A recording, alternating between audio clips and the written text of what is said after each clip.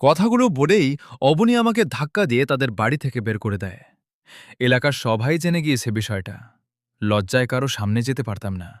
মা, বাবা, বোন কেউ আমার সাথে আগের মতো কথা বলে না। আমার জীবনটা যেন একাকিত্বের এক নরকে পরিণত হল।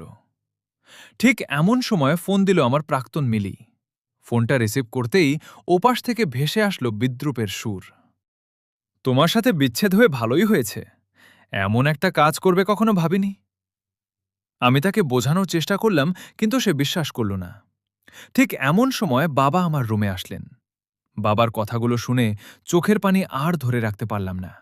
বাবা বললেন, তোর কারণে আমার মেয়ের বিয়েটা ভেঙে যাক সেটা আমি চাই না। তুই 1 বছরের জন্য এ বাড়ি থেকে চলে যা। আজ রাতেই চলে যাবি।